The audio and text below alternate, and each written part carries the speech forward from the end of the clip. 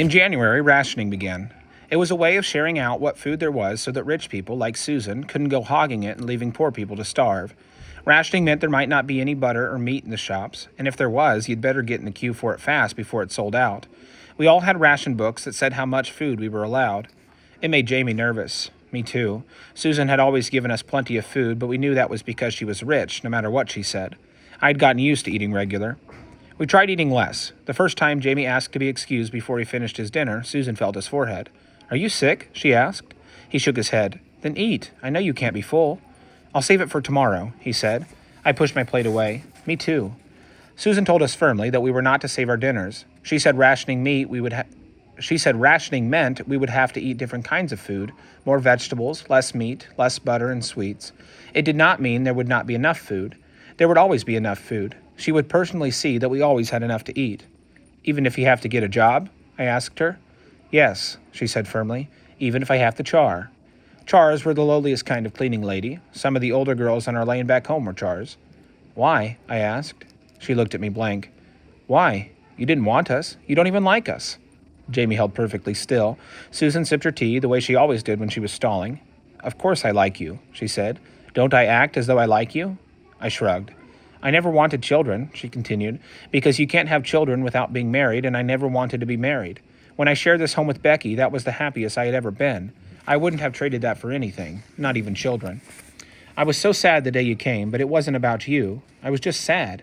I didn't think I could take good care of you. I didn't think I could take care of any children." "And you didn't want to," I said, "especially us." Susan said, "Ada, what's this about, really? The better you get, the worse you seem." I shrugged again. It was scary how angry I felt inside.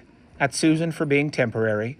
At Ma'am for not caring about us. At Fred for wearing the scarf I had knit him from his wife's wool every day, as though it was something special, when I could see myself how I dropped some stitches and picked up others so that the scarf was full of holes.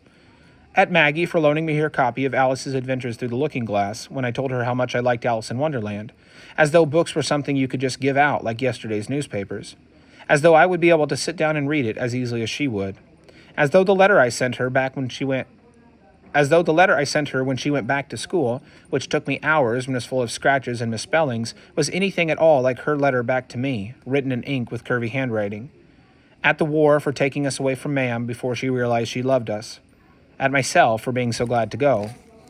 "Ada," Susan spoke slowly and clearly, "right now you are here. I am not sending you or Jamie anywhere. You will both stay here. I will take care of you. You will have enough to eat. You are learning to read and write, and next year you will go to school. We will get your mother's permission, and as soon as we do, we will get the operation to fix your foot. All will be well. Relax." When she started to speak, I almost went away, to the place in my head where I didn't feel anything, but Susan tapped my arm, keeping me with her, and she put her hand lightly around my waist while she spoke. I pulled my hand away, but I stayed where I could hear her.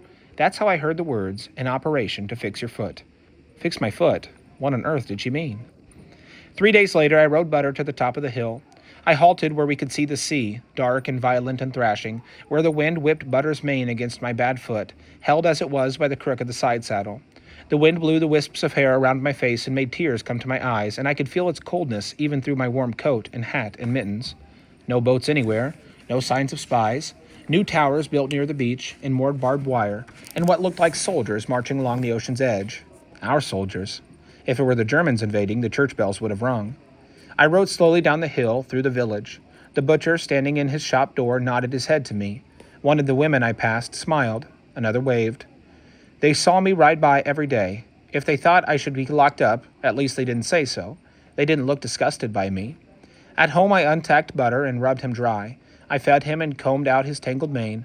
I cleaned the saddle and bridle and put them neatly away. I took my time. Then I went into the house where Susan was and asked, "What does the word operation mean?"